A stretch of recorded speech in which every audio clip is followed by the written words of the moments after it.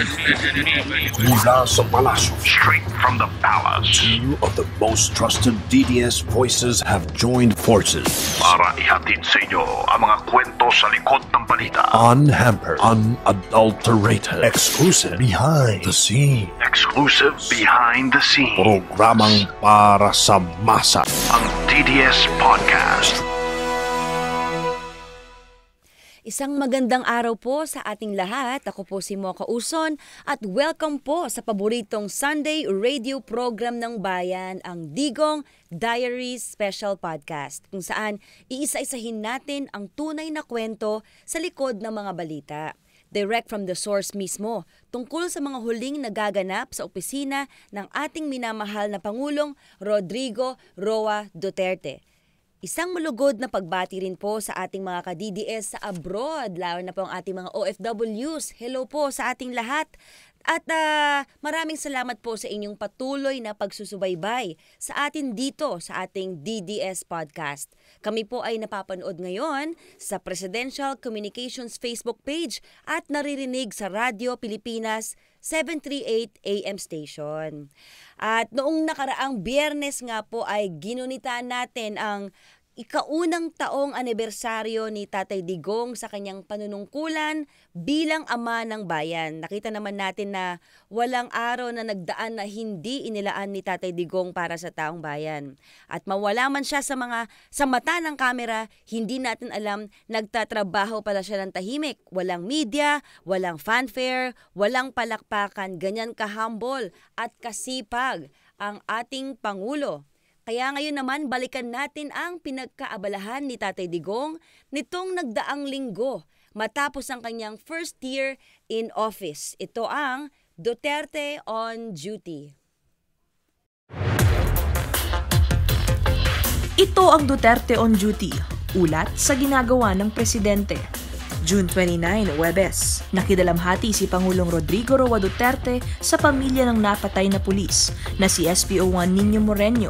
Iginawad ng Pangulo ang medalya ng kagalingan kay Moreno para sa ipinakita nitong kagitingan at tapang sa serbisyo. Binisita ng Pangulo ang PNP Police Regional Office 9 sa Davao City at nagpasalamat sa hindi matatawarang serbisyo ng mga pulis sa bansa. The government is ever thankful for the services that you selflessly give to our country. Nanindigan din siya na matatapos na ang krisis sa Marawi. We are winning the war, do not worry. July 1, Sabado, nakipagdiwang si Pangulong Duterte sa 50th founding anniversary ng Davao del Norte na ginanap sa Tagum. Rest assured that the government remains committed in fulfilling its promise in giving an equal share of the national wealth to Mindanao, including Davao del Norte. Nakisaya rin ang Pangulo sa 50th araw ng Davao del Sur na ginanap naman sa Digos. July 3, Lunes, nakipagpulong ang Pangulo kasama ang ilang miyembro ng gabinete kay US Ambassador to the Philippines, Sung Kim.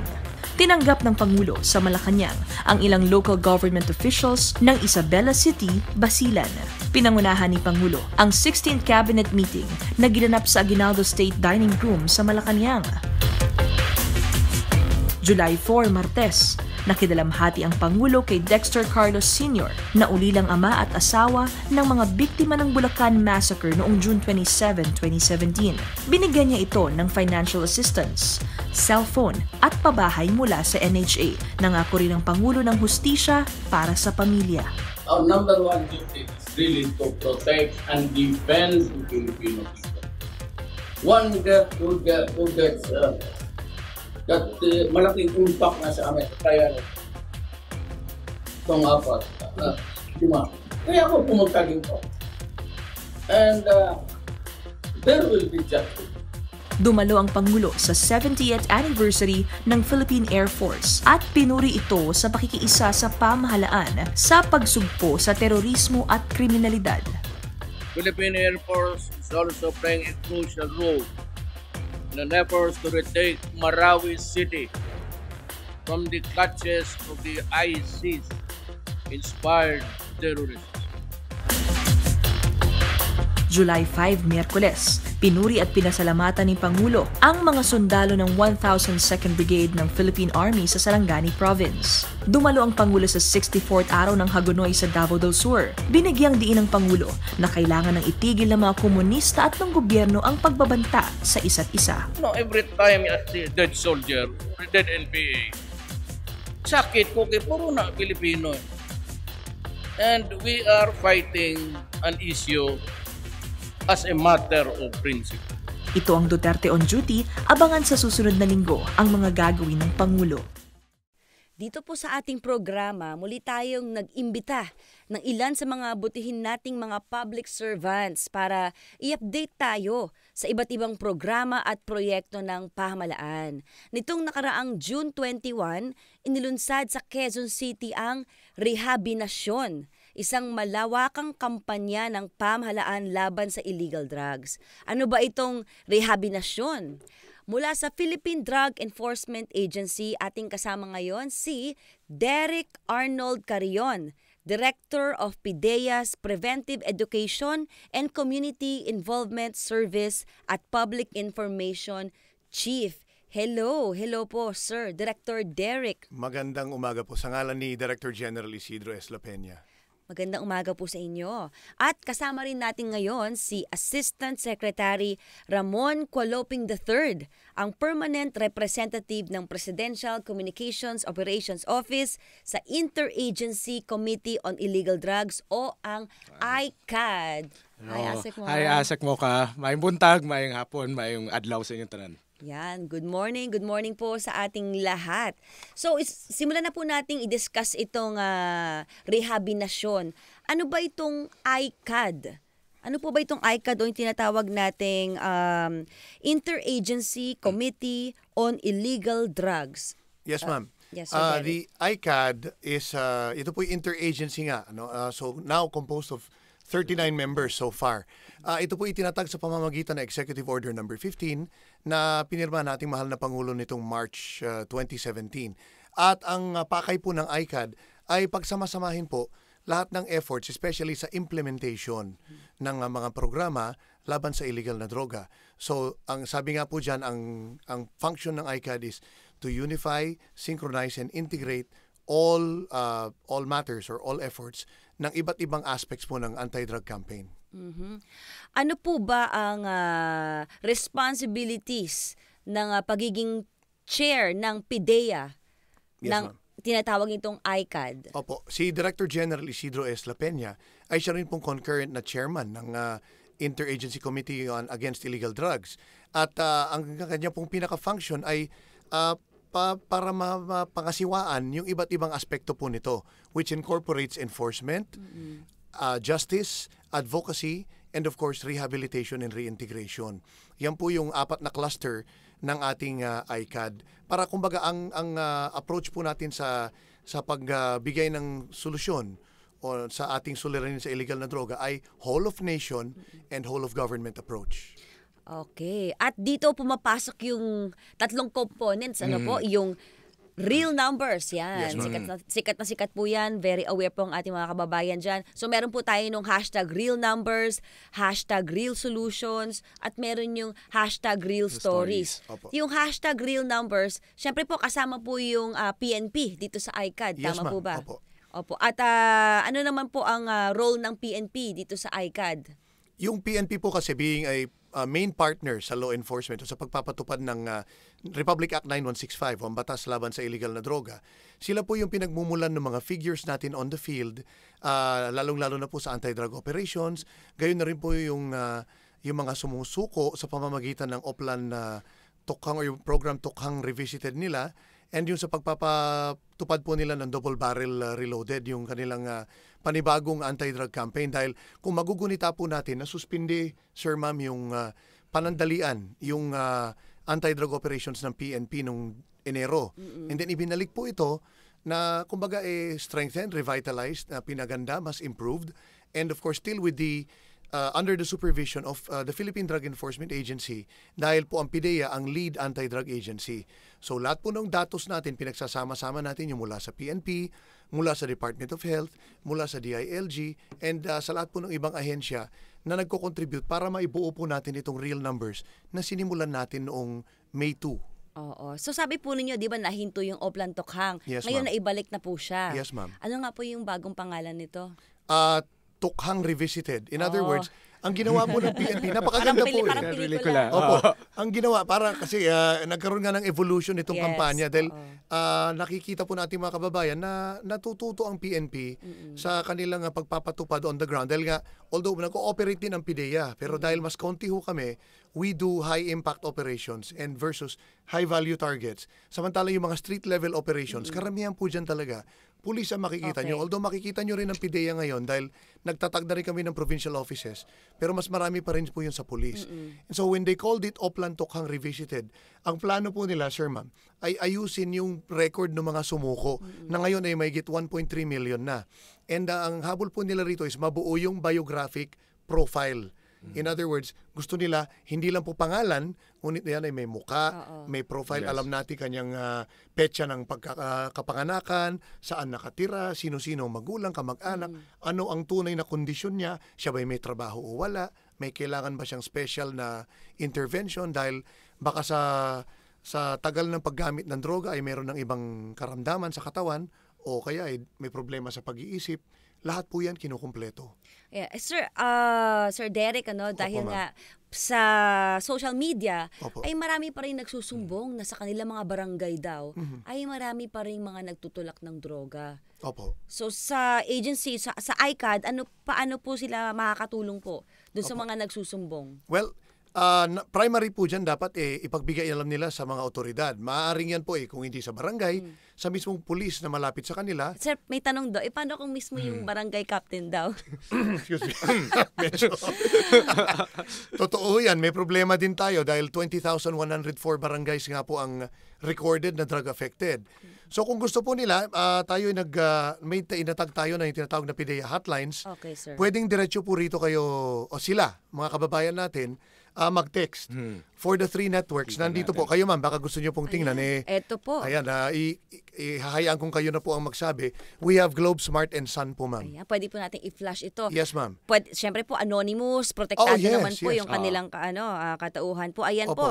So kung meron po tayong mga gustong isumbong na mga mismong mga barangay captain o yung Lahat mga, na po. Lahat na. Lahat na lang pwede niyong isumbong. Ayan. Lalong-lalo naman kung may shabu laboratory Oo. or imbakan ng chemical na sa paggawa ng shabu or taniman ng marijuana.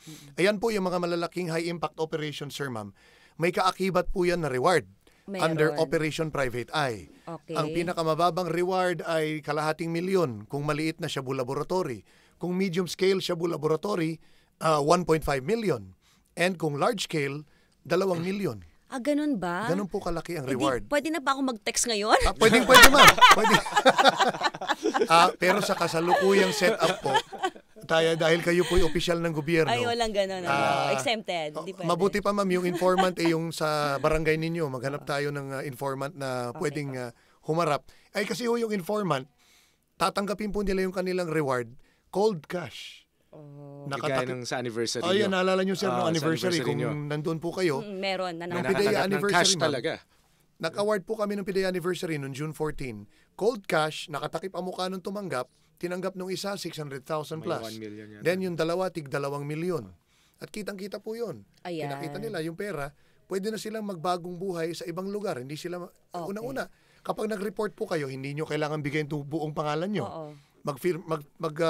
Fill up lang na report form, code name. And then i-submit po sa aming Intelligence and Investigation Service. Kapag na-verify po yun na talagang totoo yung trabaho, magde-deliberate po yung Private Eye Rewards Committee at bibigyan ng kaukulang reward yung accomplishment. Ayan po mga kababayan, magtulungan tayo at Opo. kung meron kayong alam dyan na mga shabu laboratory o kaya mga opisyal mismo ng gobyerno na nagtutulak ng droga, ito po ang ating mga text hotlines. Opo. Ayan po, merong Smart, Globe, Sun at nakatulong na kayo sa ating bayan, meron pa kayong reward. Opo. Kaya magtulungan po tayo para masugpo itong illegal na droga. Ano po bang update sa mga nauhuling mga laboratories ngayon? Opo. So far, ma'am, ang shabu laboratories na nakuha natin under the Duterte administration ay siyam Mula po noong July 1 hanggang ito pong pinakahuli, no? Itong yung last na operation sa Baisa, Quezon City, siyam na Shabu Laboratory na po yan. July 1. 2016 Okay. up to itong most recent operation natin nitong Mayo. Yun po yung last Shabu Laboratory sa Baisa. And malaki na rin po ang nakuha natin. The volume and value of drugs seized is totaling ito 2,440 kilograms of dangerous drugs. Pinakamataas po rito, of course, yung Shabu. Ang halaga po is 12.6 billion pesos. Billion pesos. Oh, kung magugunitan niyo, Sir Ma'am, di ba, yung binanggit ni Director General La Peña, ang Pilipinas po natin, yung illegal drug industry sa ating bansa ay tumataginting na 120 bilyong piso. Taon-taon po yan. Ang basis po ng computation niya rito, kung marami nagtatanong, is batay doon sa consumption ng total drug users na nasa 4 million times yung average yung yung weight ng drugs ng Shabu na ginagamit per day, which is about 0.05 per gram, times yung value po nun per gram na 5,000 times 365 days. So doon po nakuha yung yung average computation niyan.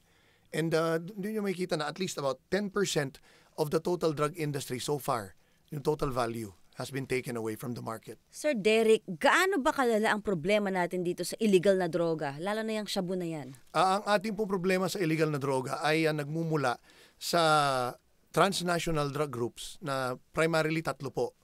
Chinese, Taiwanese, African drug syndicates, and then until lately nakita po natin yung pagpasok ng Mexican drug trafficking organizations. Dito sa bansa natin. Opo. Kaya po dumarami ang supply dahil sumasabay-sabay po yung iba-ibang players. Ang problema rito, kaya din yan nag-contribute sa pag-fluctuate ng presyo ng droga. Kung minsan mapapansin nyo po, di ba yung price range, nagsimula yan bago umupo ang Duterte administration, 1,500 to 11,000. There was a time na sunod-sunod po yung nakukuha ang laboratory, tumaas yan between 1,500 to 25,000 pesos per gram. Ngayon po, bumalik sa 1,000 pesos per gram to a maximum of 15,000. Depende po kung saan kayo nakikitransact. Pinakamura yan madalas dito sa gawing Maynila and dun sa may area ng certain areas of Mindanao. And then meron po yung area na medyo mas mahal siya, like for instance sa may Visayas. So ganun po. Makikita natin, malaki ang problema natin dahil nung pumasok ang Shabu sa Pilipinas, somewhere in the mid-80s to early 90s, totally po nagbago yung spectrum ng drug problem.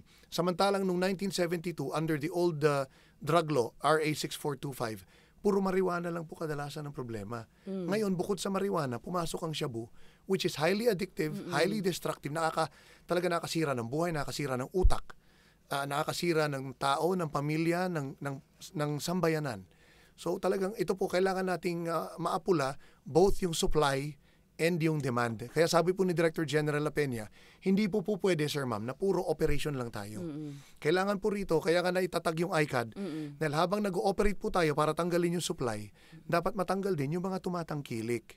Okay. And how do we do this? Kaya nga po may advocacy campaign. Turuan natin ang ating mga kababayan kung ano ang masamang epekto ng droga sa kanilang kalusugan, sa kanilang isipan, sa kanilang pamilya, sa kanilang komunidad at sa buong bayan.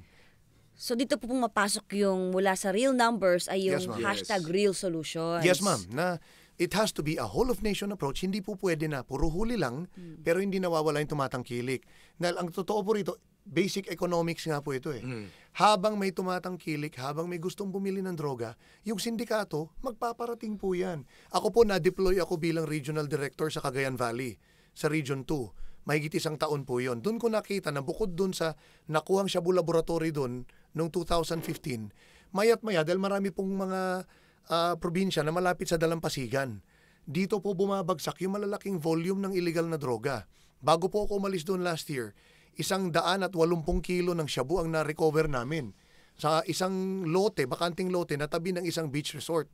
So dito natin makikita na hanggat meron pong tatangkilik, meron at meron magpapabagsak po ng supply.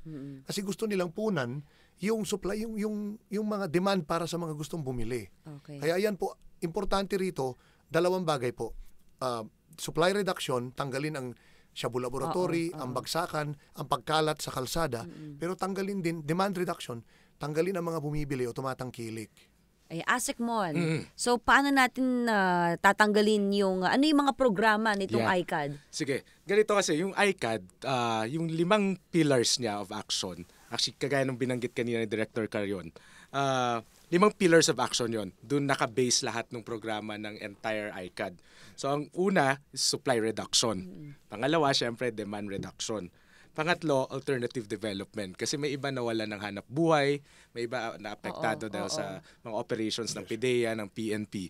Pang-apat, civic awareness and response. Doon papasok yung community-based programs natin, yung mga advocacies natin. At ang pang-5, which is I think very important, yung regional and international cooperation.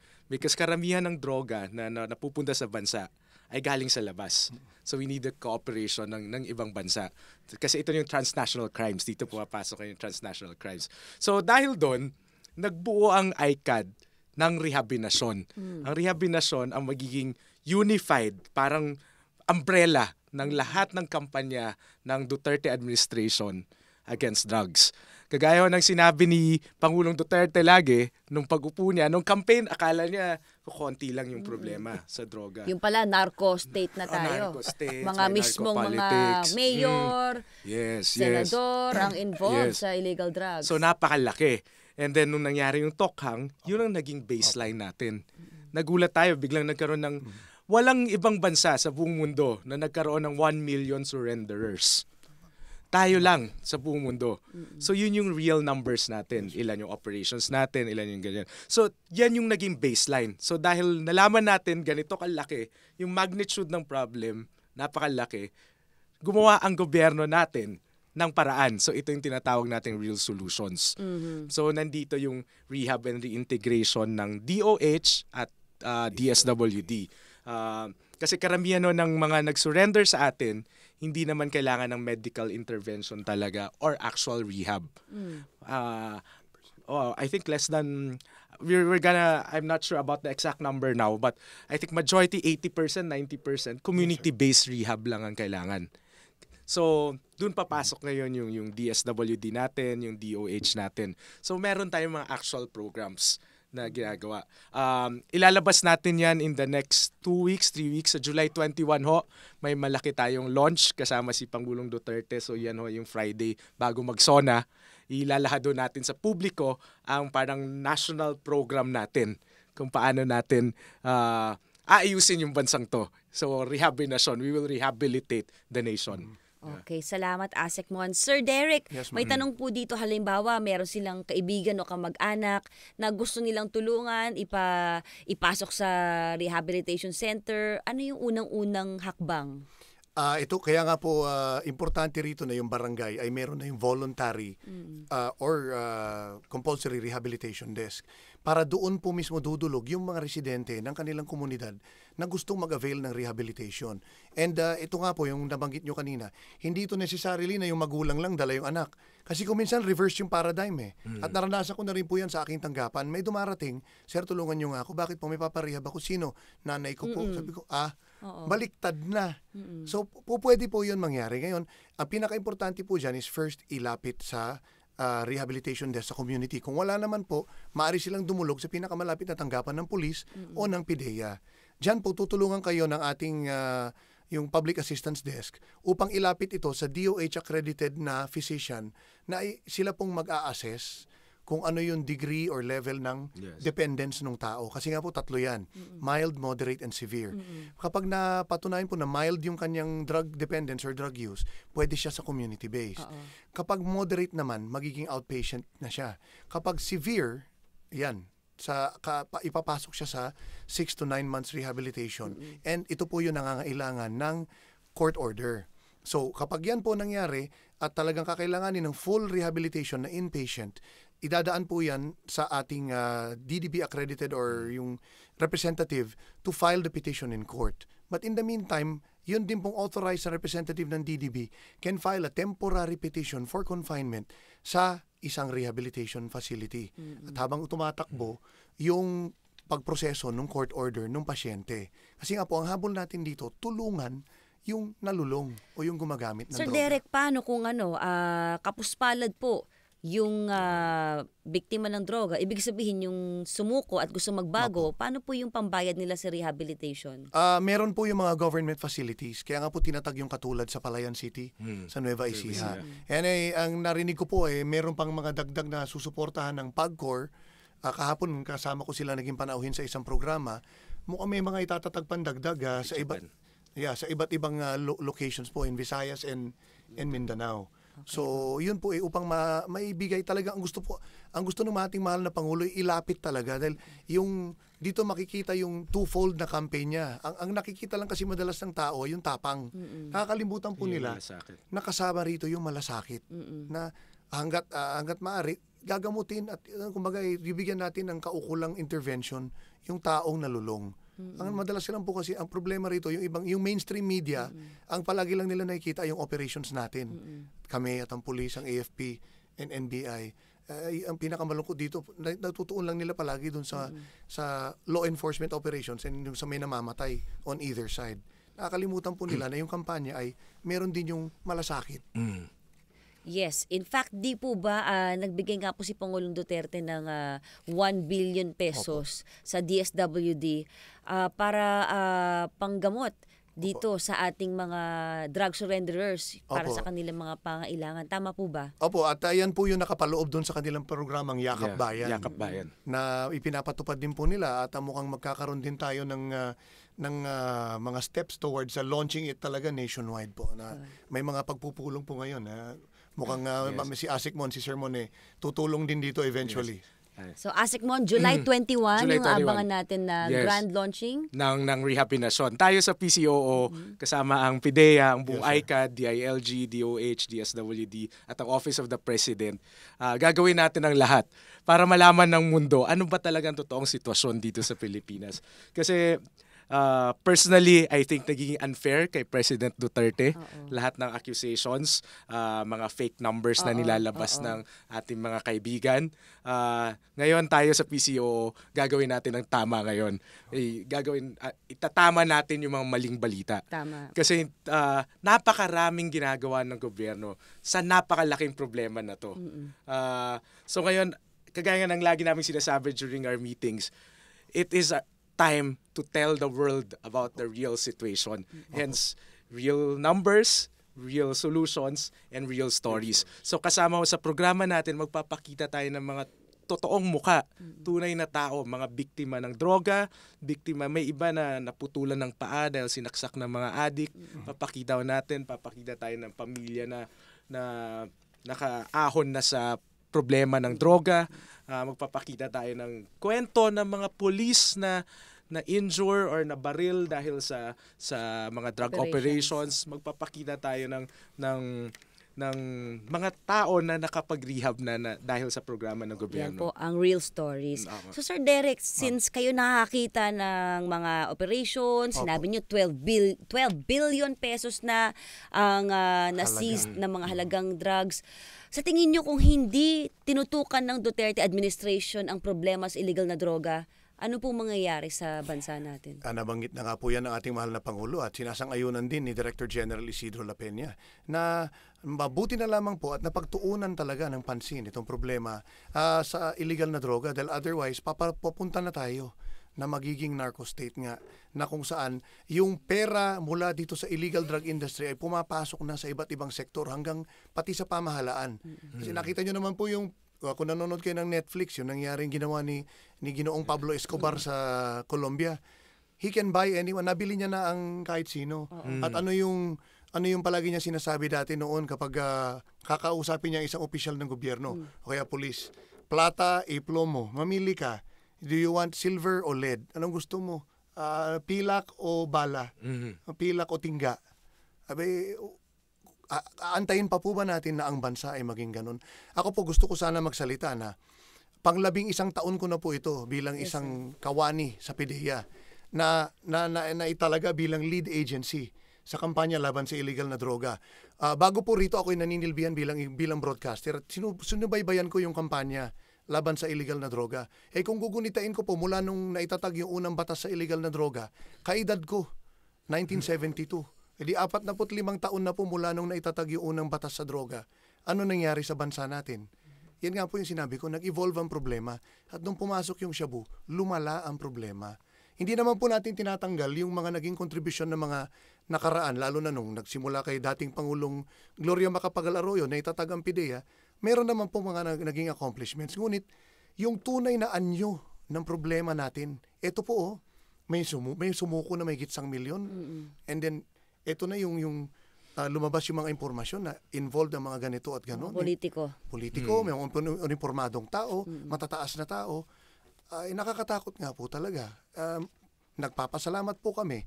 At kami, lalo na dahil being frontliners, being talagang kami nasa mismong gitna ng operations. Nagpapasalamat kami at napagtuunan ng pansin itong ating problema. Dahil ito po, hindi natin ginagawa. I'm sure, Sir Mon, Ma'am Mocha, kung tatanungin niyo tayong lahat, hindi natin ito ginagawa para sa mga sarili lamang natin. Abay, ito'y para sa kinabukasan ng ating bansa. Lalo sa susunod na henerasyon. Sa susunod na henerasyon. Dahil ito, ano ba ang average lifespan ng isang Pilipino? Hindi naman, maswerte tayo kung tayo abot na may higit 100. Pero katulad yan, ako, nangangalahati na ako ng edad sa aking buhay. Hindi ko naisipin yung sarili ko, yung mga bata na lang. Tama po. At yan po yung ginagawa ni Tatay Digong. Ayan po yung iniisip ng ating mahal na Pangulo.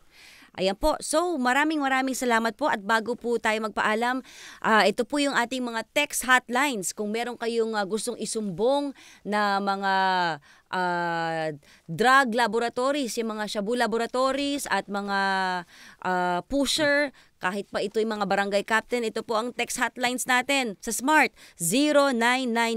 0999-888-7332, Globe 0927-915-0616. Sun Cellular naman po ay 0925-5737-332. At meron din po tayong call hotlines. Landline po ay 920-0735 at 920-0736. Maraming salamat po mula sa PIDEA ay si Director Derek Arnold Carion, Director of PIDEA's Preventive Education and Community Involvement Service at Public Information Office Chief, at syempre ang ating Assistant Secretary ng PCOO sa Interagency Committee on Illegal Drugs o ang ICAD, Assistant Secretary Ramon Coloping III. Maraming salamat po. Maraming salamat po, ma'am. Maraming salamat po. Mabuhay po kayo. At ngayon naman po, meron tayong mga kausap na mahal nating OFW sa Hong Kong. Si Ate Ligaya Austria Diaz. Hello, Ate Ligaya. Hi, good morning po sa lahat ng OFW, especially to you, Asset Mocha. Thank you for inviting me in this opportunity. Thank you very much. Thank you. Maraming salamat po. At sa lahat ng OFW dito sa Hong Kong, especially the Emilio Aguinaldo Group, maraming salamat po sa inyo sa mga suporta, lalong-lalo na po sa ating mahal na Tatay Digong. Yan. So Ate Ligaya, no, pag-usapan naman natin itong OEC. Dahil nga ito yung magandang balita na malapit nang matanggal itong nakakabwisit, sabi nga ni Dole Secretary Bello na OAC. Gaano ba itong pahirap, ano bang pahirap ang idinudulot ng OEC na ito sa ating mga OFWs? Actually, talagang napakahirap. Hindi naman sabing napakahirap, dahil unang-una talaga, ang OEC, yun ang maganda noong una. Okay pa siya dahil parang manual siya. Pero sa ngayon, parang medyo pahirap dahil actually systematic nga siya. Pero meron kasing iba na hindi marunong sa paggawa ng browser ng PM online. So, yun ang pinakamahirap doon. Pagdating doon sa konsulado, meron kasi na hindi maano yung password, doon ang pinakamahirap. Mahirap talaga. So, actually, itong OEC, hindi naman sana yung OEC. Kasi lang, sa systematic kasi ngayon, maraming hindi pa masyado marunong. Kaya doon sila nahihirapan. Visit doon sila sa gawa nito sa BM online. Sa itong tinatawag na Overseas Employment Certificate, itong OEC na ito. At tulad ng sinabi mo, Ate Ligaya, ay meron tayong mga OFWs na hirap sa pag-apply online, yung BM online, yung balik manggagawa online na OEC natin. Yes, yan ang dahil meron kasi kagaya, okay sa akin, walang problema yung OEC dahil medyo tayo sa systematic, medyo okay tayo sa systematic. Pero yung ang nakakaawa, yung mga hindi marunong sa pag-browser. Okay ang Facebook dahil hindi pwede ito connected sa Facebook eh. Oo. Ang online kasi is from browser. Kailangan doon talaga sa browser yan. Meron kasi karamihan hindi marunong doon sa browser. Doon sila nahihirapan. Kaya nabibisit talaga din sa BIM online. Oo. Ate Ligaya, ano yung mga nirereklamo din ng ating mga OFW, lalo na dyan sa Hong Kong, yung pumipila pa? OEC din ba ito? Exactly.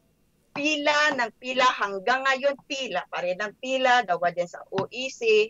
Pila, ang daming pila. Everyday pumipila ka. Meron kasi dyan, halimbawa, yung appointment date. Meron kasi dyan sa mga volunteers sa konsulado, pag hindi pa on time yung appointment date, antayin talaga yung appointment date. Pero sabi, bakit kailangan pa ng appointment date? Nananariyan na sila. Kapila na sila eh. Kaya doon nahihirapan ang OFW. Saan sila pumipila? Sa Polo ba yan?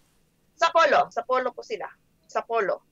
Naasikaso po ba tayo ng Polo dyan sa Hong Kong? Meron naman talang mga volunteers. May mga volunteers din dyan. Pero minsan kasi, yung mga tawag nito, yung appointment date, hindi magkakatugma dun sa appointment date. Kung minsan kasi hindi nila inaano yung appointment date. Hindi nila, kumbaga yung sinasabi na kailangan pupunta ka dun sa appointment date. Halimbawa, 11 o'clock ka. 11 o'clock. Kailangan dun ka talaga sa 11 o'clock. Pumila na silang ng maaga eh.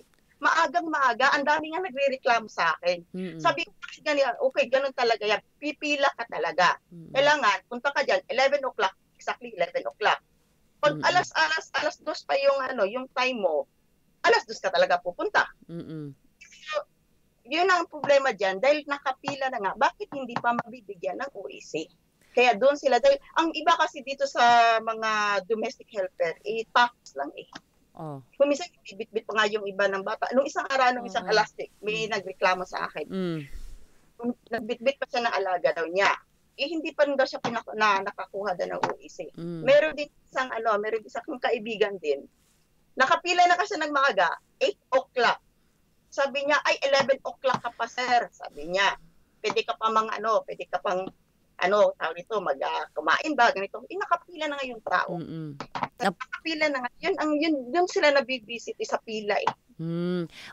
Ngayon, Ate Ligaya, ang sabi ni Dole Secretary Silvestre Bebot Bello III, bago matapos ang buwan ng Hulyo, ay matatanggal na itong OEC.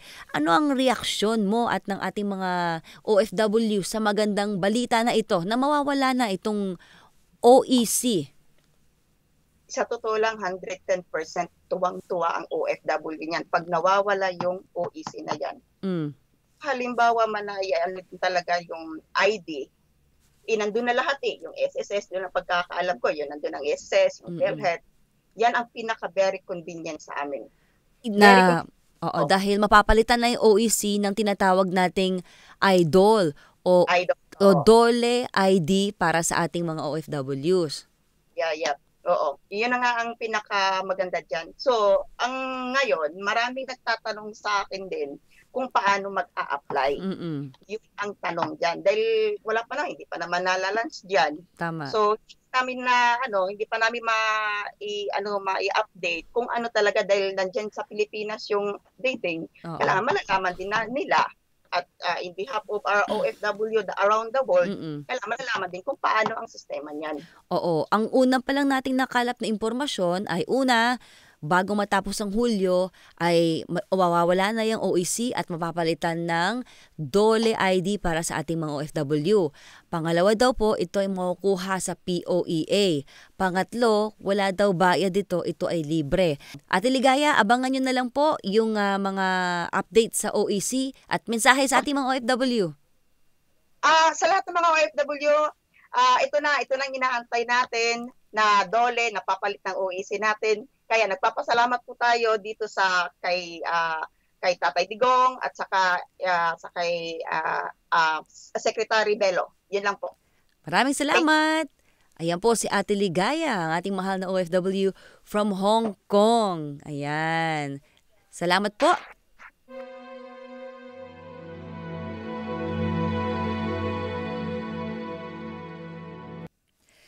Yaman din lamang na nakausap natin ang mga ka-DDS nating naninirahan o nagtatrabaho sa ibang bansa. Para sa ating radio drama series this week, tampok ang kwento ng isang Pinay OFW sa Hong Kong na hindi tumigil pagsikapan na mapagtapos at mabigyan ng maayos na buhay ang kanyang pamilya. Ate, magpapasukan na kami sa susunod na linggo. Nakapag-enroll na lahat ng classmates ko. Makakahabol pa kaya ako? Ako rin ate. Yung immersion namin, malapit na. Compulsory kasi ate yun eh. Hindi pwedeng hindi ako makasama. Bakit kaya ganito ate, no? Sobra-sobra na nga ang pagtitipid natin sa pang-araw-araw na gastusin. Bakit parang di pa rin sapat? Tama na nga kayong dalawa. Hayaan nyo, gagawan ko ng paraan yan. Bukas, titingnan ko kung pwede akong bumali ng trabaho kila ka Alma. Baka kailangan pa niya ng tindera. Tsaka, kapag ka naman nakapagtapos na ako ng kolehiyo, mababawasan ang bayarin natin. Konting tiis na lang naman. Hi ate, maswerte kami dahil nandyan ka lagi.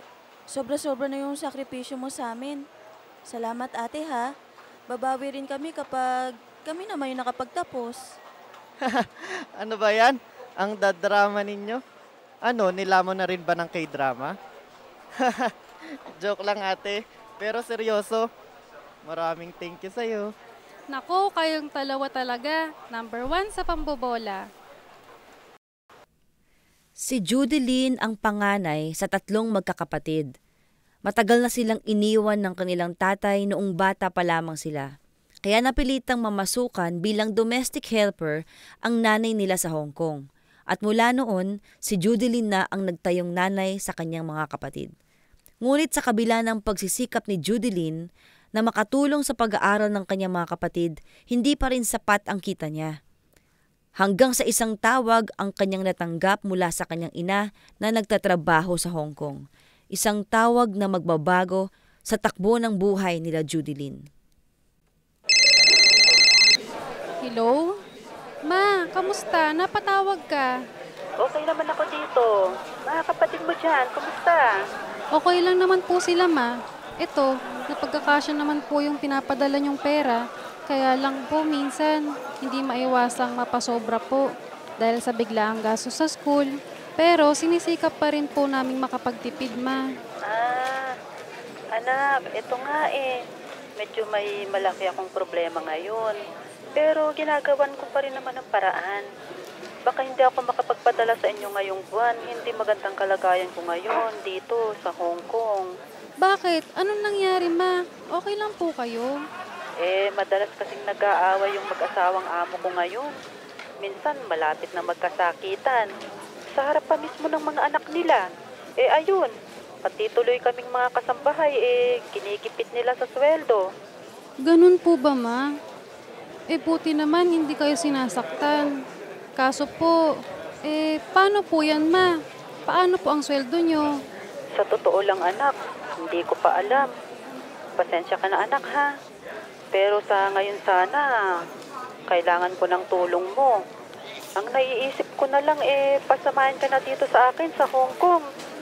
2 na tayo maghahanap buhay dito. Mas okay na siguro yun. Kesa nagtsatsaga ka dyan sa tindahan ni Ka Alma. Pero ma, nakakaraos naman po tayo Tsaka gusto ko po muna sana kasing tapusin tong kolehiyo ko. Saglit na lang naman po Pagkatapos ko po, hahanap agad ako ng magandang trabaho para makauwi ka na rin dito, ma. Judilyn, hanggang pangarap na lang yung sinasabi mo. Sa panahon ngayon, kailangan na natin maging praktikal. Kung 2 tayo nandito, mabilis nating mairaraos ang mga kapatid mo. Pag okay na sila, di tsaka mo balikan yung pag-aaral mo. Kailangan kita dito, anak. Pero ma, paano po? Paano po sila Jennifer? Sino mag-aalaga sa kanila habang wala tayong pareho? Malalaki na yung mga kapatid mo. Kaya na nila mga sarili nila. O siya, basta tawag ako agad. Oras na binigay na sa amin ang sweldo namin. Pag nakapagpadala na ako, ayusin mo na agad mga dokumento mo. Sige po, ma. Mag-iingat ka dyan palagi. Mabigat man sa kalooban ni Judilyn, Wala siyang nagawa kundi sundin ang kahilingan ng kanyang ina. Hindi rin nagtagal, nakalipad na rin ito tungong Hong Kong at pansamantalang ibinaon sa limot ang pangarap niyang makapagtapos ng pag-aaral. Naipasok si Judeline ng kanyang ina sa agency na inaplayan nito, pero hindi sila nagkasama sa trabaho. Hindi naging madali ang lahat para kay Judeline. May ilang beses na pinagbalakan na niyang bumalik sa Pilipinas dahil sa pagmamaltrato at pagmamalupit na dinaranas niya sa kanyang mga naging amo. Sir, I want to go home. Please give me back my passport, sir. Please. No, I will bring your passport with me. You stay here. Clean the house and feed the dogs. We will be back next week. Sir, ma'am, please don't lock the door. Sir, ma'am, I want to go home. Ayoko na po dito. Sir, ma'am, please give me back my Habiti. Sir, sir.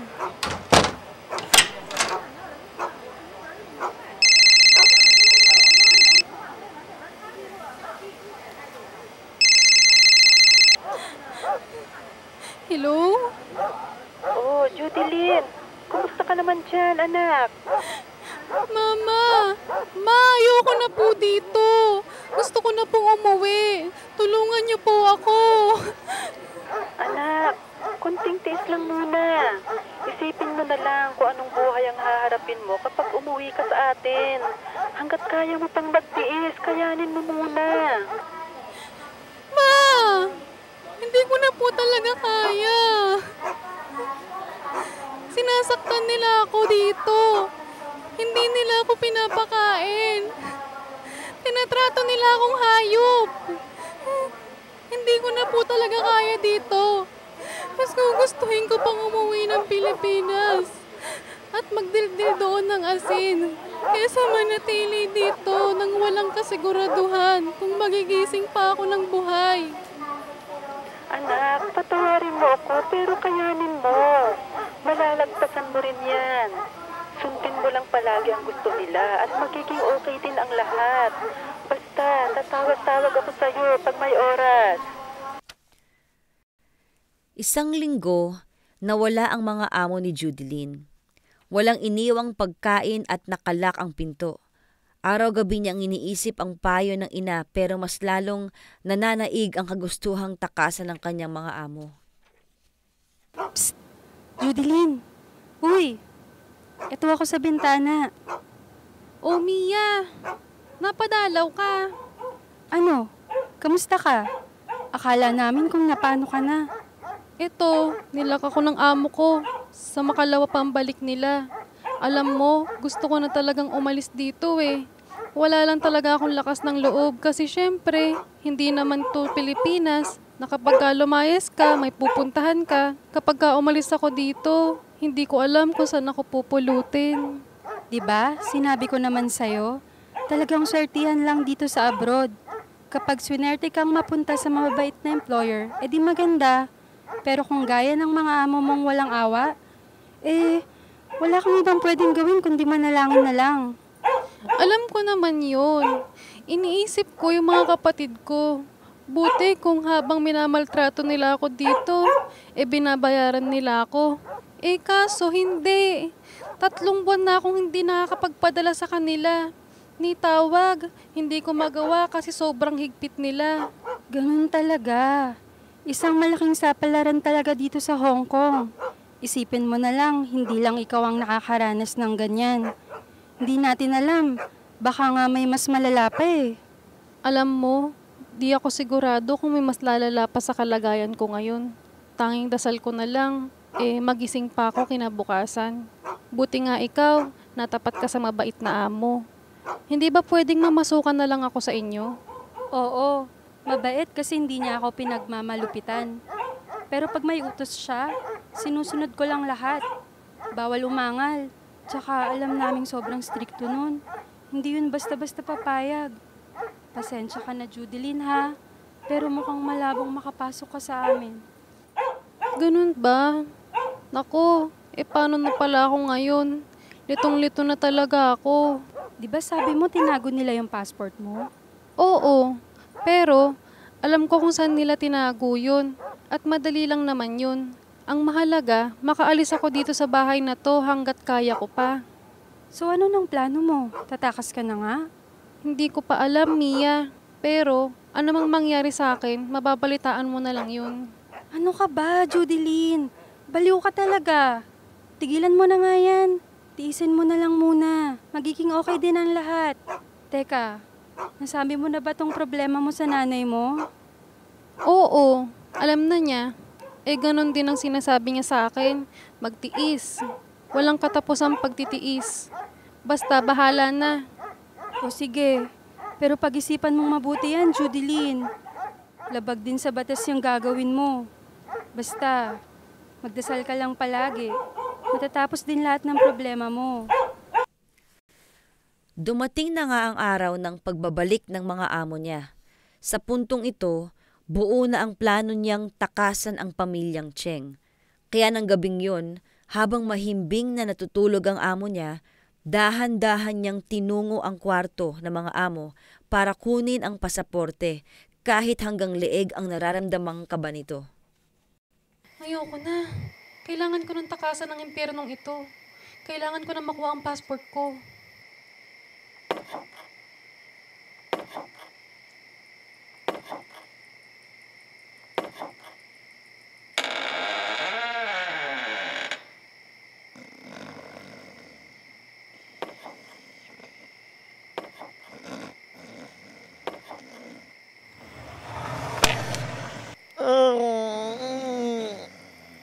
Naku po, mahal na Panginoon, tulungan niyo po ako. Tutuloy pa rin kaya si Judilyn sa binabalak niyang pagtakas? Abangan natin ang pagpapatuloy ng kanyang kwento sa susunod na linggo.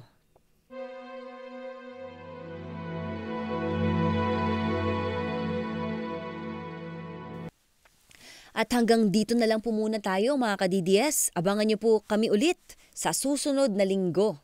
Para po sa ibang impormasyon, patuloy niyo pong sundan ang PCOO, RTVM, Mo Kauson Vlog at Martin Andanar Facebook pages, RTVM YouTube channel at rtvm.gov.ph. Sa inyong lahat po na nakatutok ngayon, maraming salamat po sa pakikinig at panonood din dito sa ating FB Live. Sa muli, ako po si Mo Kauson at ito ang DDS Podcast. Maraming salamat po.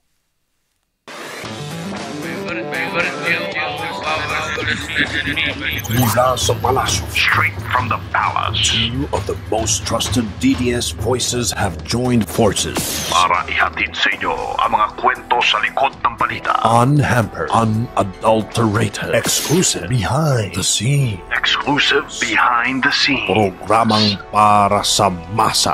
Ang DDS Podcast.